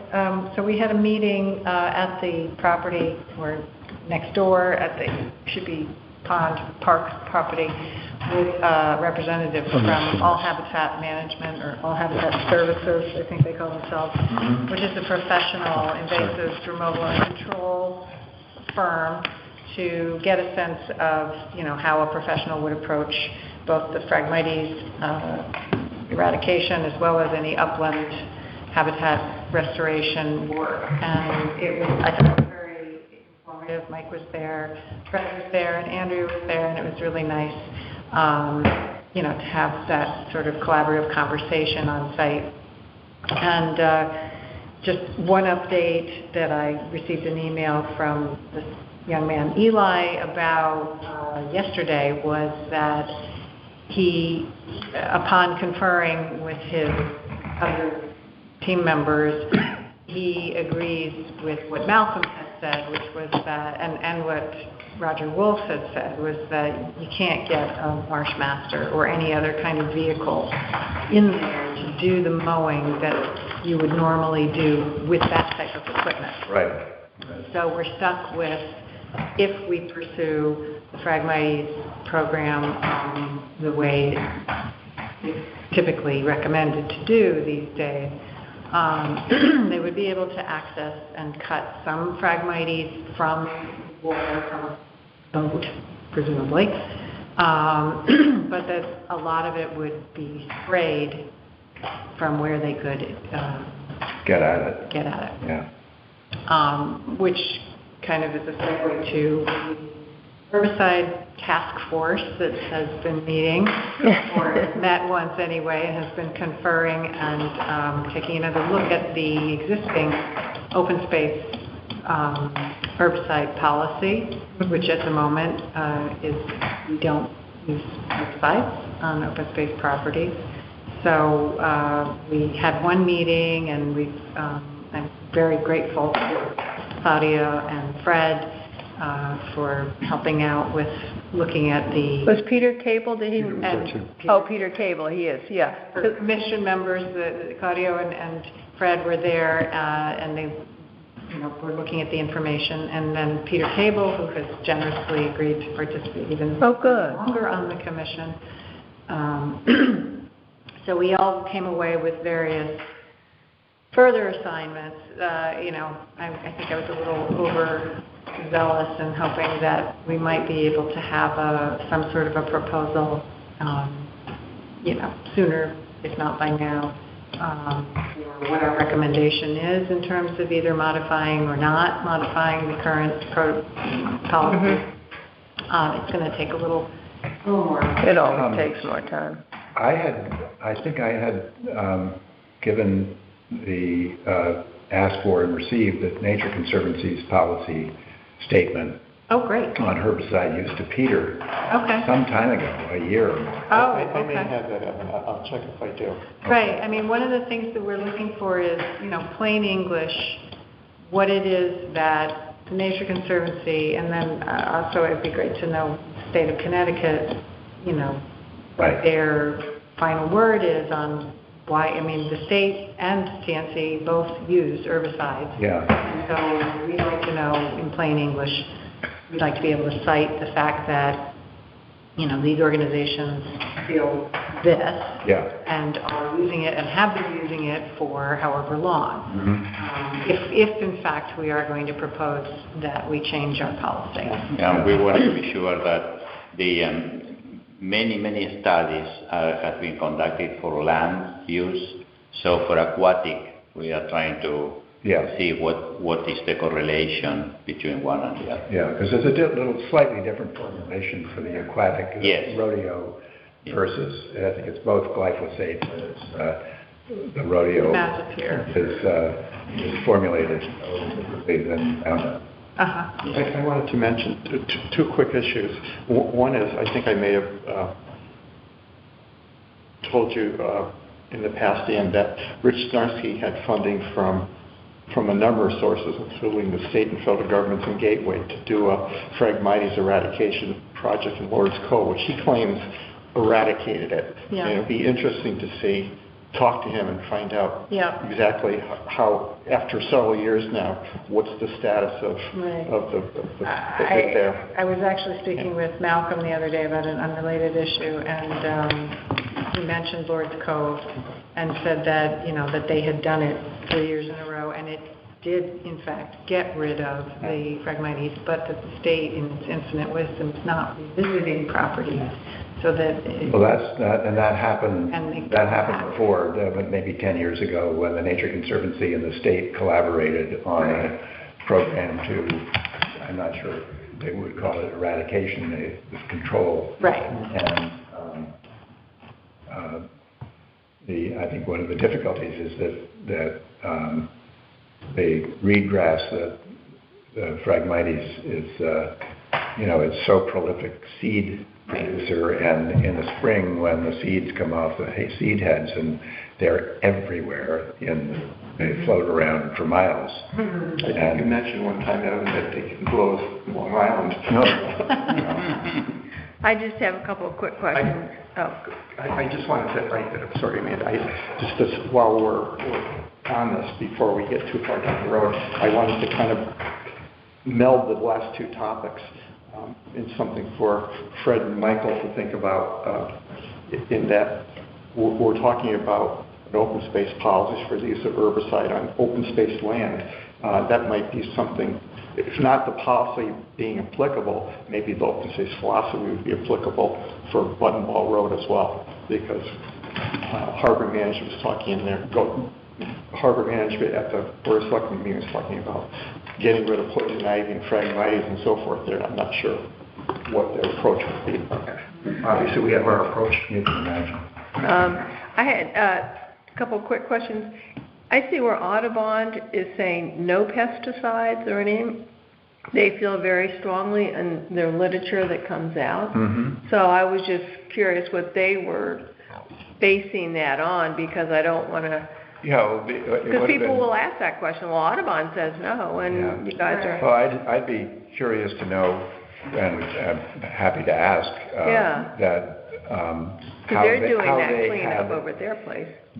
But at one point, obviously, they owned the property on Beverly Road, and how were they going to manage all the invasives that were there? I know that the Nature Conservancy's policy, when they treated Griswold Point, which was full of ailanthus trees and other invasives, that it was always cut and paint. not broadcast. Very localized. Very localized. You know, you have a jar of herbicide and you put a paintbrush in, you cut it with a chainsaw and you paint it. And that's what you do. Yeah. Did I see you were doing something with the neighbors or had a proposed date on this? Right, well, I can't really write to the neighbors without proposing a date to meet with them. Okay. So I was hoping that, Evan, you would be willing to join me. I think, you know, rather than overwhelming, I mean, obviously, if anyone else wants to join that meeting, you know, meet the neighbors event or whatever, I don't want to make it into an event, really. I just want Well, we have to also be careful about not to make it into a meeting. That's right. So I was thinking if just you and I were there, you would be able to answer a lot of questions that I might not be able to. Yeah. And, you know, we could just make it very informal. Who knows what kind of response we're going to get. And, you know, if it's like only 3 of them and we had 5 of us, that would be kind of... No, it would. It would be awkward. So I figured just, you know, as soon as I can get a date from you then that would work for you, Evan, I would draft a letter to send out. Okay. Good. Thank you, Ann. Sounds like you're making great... Well, I have 1 or 2 more quick things. To, you know, take up too much time, but we did actually also run into a deep employee there that I've been trying to connect with. Oh, good. So that gets us a little bit further, but just to sort of summarize the, you know, glacial speed at which this project is moving forward, it's kind of like as soon as I actually manage to connect with any critical person that needs to be involved, it's then another 2 weeks or a month before follow-up of that can be expected. So as far as Midsummer is concerned, you know, I'm hopeful that we can have a poster with some pictures of the types of, you know, animals and birds that have, you know, that need the habitat. Or maybe Mike could help you with a list for that and talk about that hot spot down there. Pictures of the baddies that we are figuring out how to address and have it just be, you know, very non-specific educational aspect to habitat. You could say these are the before pictures. One quick comment, Ann, when you're talking about glacial speed and deep and so forth, I would note that I know 4 people that retired from deep recently. There was a big outflux. That agency was really hit hard. So he said, don't stand in the doorway at deep headquarters because you will get run over. And all that will wrap up apparently by the end of July, I think. Yes, July 1st. So, but Doug is not one of those. Doug is not retiring. No, and but I don't think Roger is either. It has to go up to Hartford for anything. Yeah. That's you're going to feel the effect. It's, and you know, we're not, you know, we're in an awkward position for some things because of that and other issues with herbicides. And then in addition, we are not moving forward lightning quick with our internship program either. We've had a major communications problem with Three Rivers. Our contact has not been communicating. So we are looking elsewhere and trying to get some student help for the summer. And what about Goodwin? Is it Goodwin College? In East Hartford? In East Hartford. That's very much an environmental. Goodwin? Goodwin. Okay. Yeah, it was. If you have a contact. A whole issue in Estuary Magazine recently, either the winter or the summer or the spring, about the Goodwin, because it was built on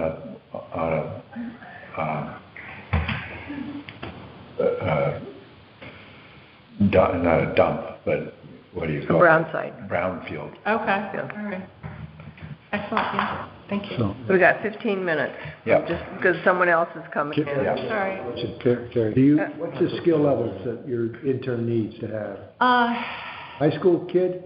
Well, we have a job that is suitable for a high schooler, and we have. I'll send you the name of Heather Freed, high school biology teacher. You know her? Yes, Andrea's been helping me with the high school aspect. You guys take care of that. She might have somebody. Yeah, we put an ad up or whatever, you know, circulated. Yeah, she circulated something. Oh, yeah, good. Okay. And I have a couple of things to ask about. Okay. Well, one thing to ask and one thing to say. Are we going to get an estimate anytime soon for the herbicide treatment? He's hoping to finish his estimate this week and send it. Okay. Yeah. And then I just want to, I think, mention to the commission that I don't think I share the same views and reluctance on herbicides as many of you, I think, do or might. And I view them as actually quite safe. And so I just want to mention that so you know where I stand. Right. And I'm open to any conversation about that, why I feel the way I do, and it's based on my understanding of the science. So. Well, it's interesting because Peter Cable wrote the original one. And then when Claudia came on and they were chatting, and then Peter says, I hate to say it, I think I'm changing my mind. So it is. I think all of us kind of say, oh, no, no, no. And then all of a sudden the science catches up and it's, yeah, so it is. Just putting that out there for everybody. Yeah. I think it's great to have different views, Fred. It is, and also, if we're going to change the policy, we need to be clear about why and be able to answer questions if we get them from the public. So that's not what we're doing. And I'm not for like spraying everything. That's what I'm not. I think we have to move on to Andrea next because we'll never make Okay, so there was one graduating senior who was involved with the environmental club and helped with the open space program. So Ali Kai, he was a teacher, but next year heads up their 8 to 10 juniors to the rising seniors that are presently involved with the environmental club. So May is when I would like to schedule and plan to have a presentation. I mean, I did Ali kind of, off the cuff and on the side, but if it's not scheduled and planned before the end of the school year, it won't happen. And given that the number of the junior rising seniors for next year and their constant involvement since 9th grade, whereas the seniors haven't had that same consistency, I think it would be imperative to make that a to-do. Well, Greg keeps the calendar, so email him in November. We have to put Next May. So, yeah, we'll put it on. I think that's a great idea. And that kind of blends into the work parties. The school year is between September and June, basically. So we could start off with something in September, doing maybe invasive species removal at Ferry Road, plant identification, with Heather Freed, with the group, of course, and native plantings. We would have September, October, and some of November for that work. December, I would say not to have any work parties. January and February, if we did anything, and we're not the only group that's tapping on the high school, but we could at least make very specific proposals as to what we want when, so Heather has it on her schedule. And maybe for January and February, some inside activities, building birdhouses or bat houses. We still have 2 birdhouses, also from bluebird houses from the and the poles to install that were intended to be given. I don't know if that. I know we gave some to the land trust. I thought. We the Florence Grizzle Museum, but they already had some or something. All right. So we have 2, which we could then erect somewhere just as an activity. And I know that there's circulating, the fencing, the anthills. The anthills. Right. But I could put together something, but I'd rather hit the ground running in September and having something planned. We don't have a meeting in August, but we do in July. I won't be here for the one in July, but I could propose something so that it's on the book so that I'm not waiting till October to figure out September. It'd be nice to finish up on Champlain North, the anthills, the sign, and possibly the fence around the Barbizon. So that might be something, because it's all in that area. We could put the kids out. We could talk about doing the signs. What are the signs? I mean, we were going to have some on a sign for the anthills telling people what they are, and then we were going to have one about the Barbizon Oak. And I thought we already had one about the Barbizon home. there's that old one, but we had talked about doing. Didn't we put, we put a bench, that's right. You put a, No sign. and using, Just a bench.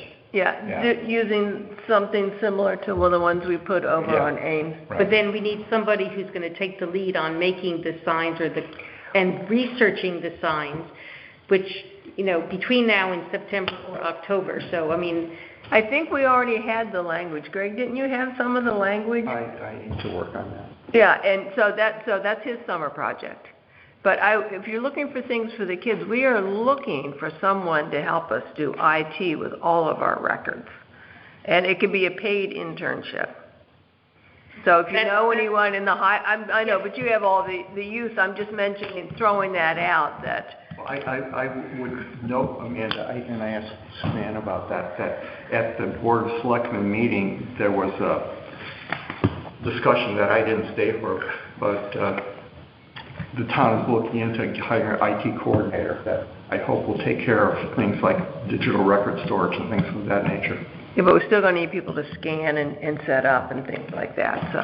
if you could write up a description, then that would be easier for me to. Greg and I'll work on that, and then we'll. Andrea, in your list of, for example, projects, ID, plans, and things like that, it would be interesting, for example, a project where it can be diversity of species, certain species that are easy to count and identify, to have an idea of how the specific ecosystem is evolving upon time. If we repeat that year after year, some kind of bio indicators that could be some insects and plants, birds, etc. There are several indicators of the health of some of our properties. For example, we can take a property and study that. We got 5 minutes, guys. Sorry, Okay. But anything else, Andrea? Yes, so there is a person who I hired in lieu of Alex to continue and finish up the clips of the wildlife cameras that are on Ames. So he has the video and still life, and he's editing that, deleting and naming them, and then putting them together in a clip.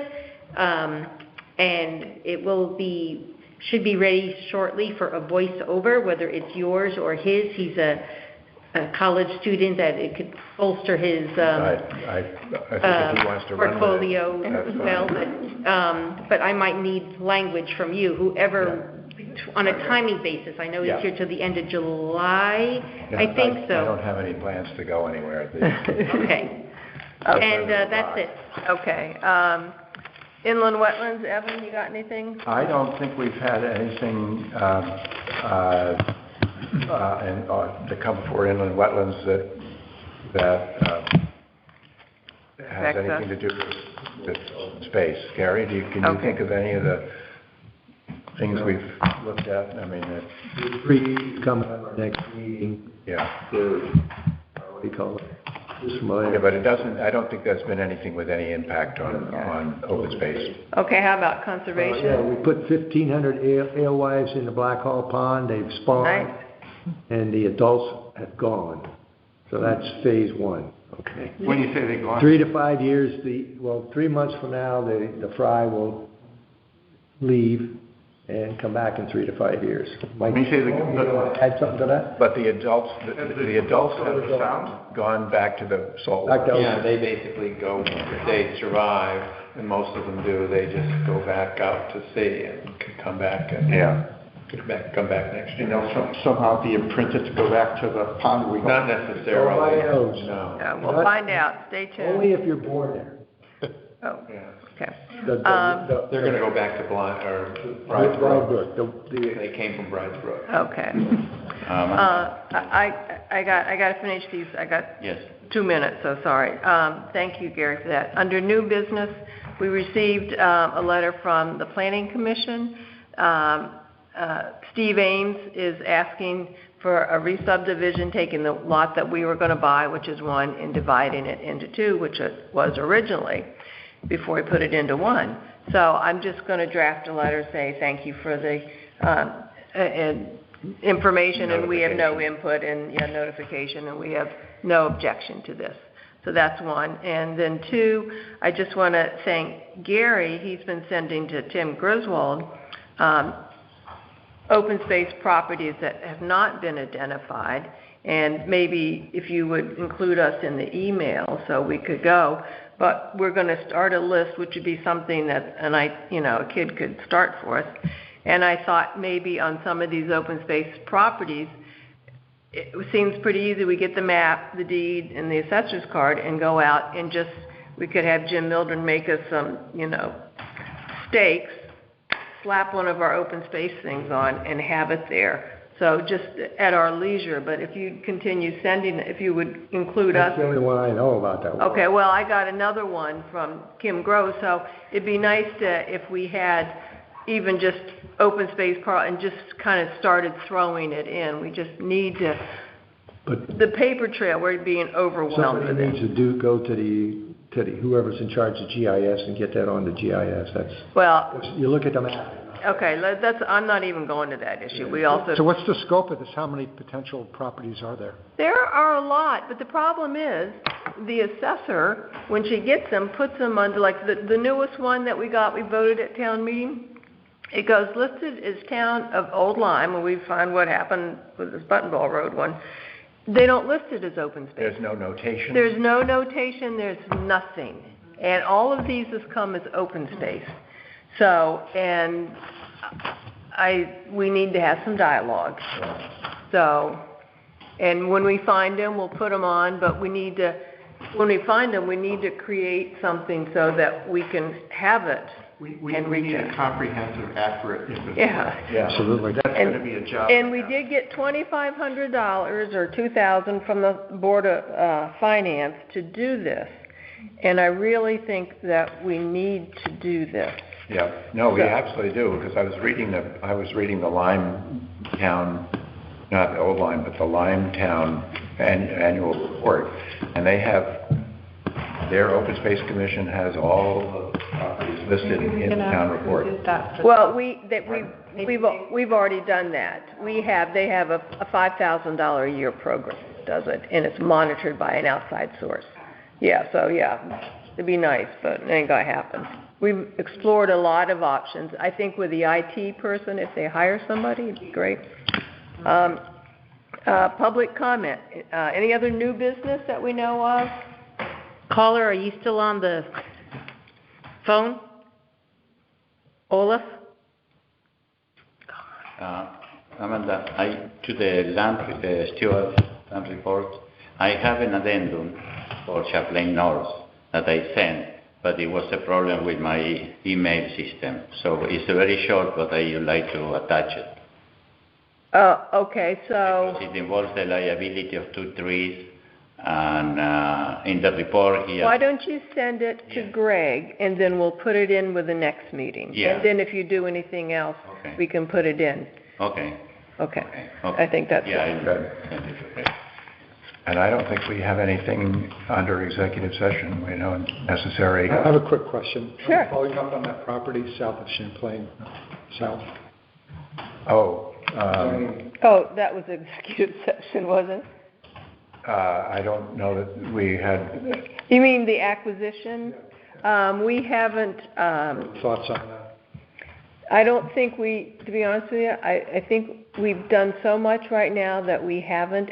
I kind of monitor it. There's several properties on the market that we'd like to look at, and I think when we get through maybe the next couple of layers, maybe the next meeting we can put it in executive session, but those would always be discussed in executive session.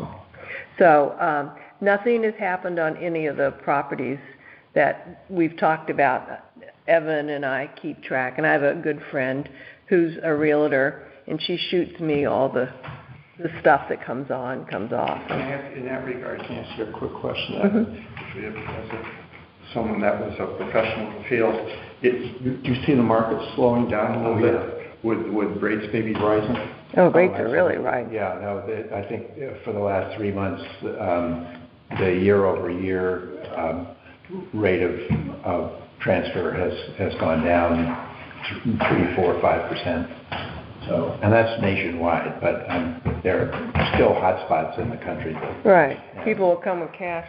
But typically, and this is what Mim says, I don't know, I'm not a realtor. She says this is a slow time in the summer. Well, And then it picks up in the fall. You got spring is like really heavy, then it slows down. Hit Thanksgiving to the middle of January, and then people start thinking spring So it's is, cyclical. Do those seasons hold for raw land as opposed to residences? Pretty much, generally, that's true.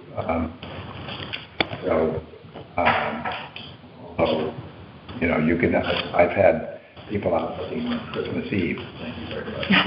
Mother's Day, Mim was at an open house. It's like, really? People, they want, and there's some people, you know it better than I do, coming from Boston out west, and they've got money to burn, and they say, $2 million cash. And you go, okay. So, but they can't find anything. That's the other thing, is there's not much on the market. Yeah, the inventory is very low, so it's...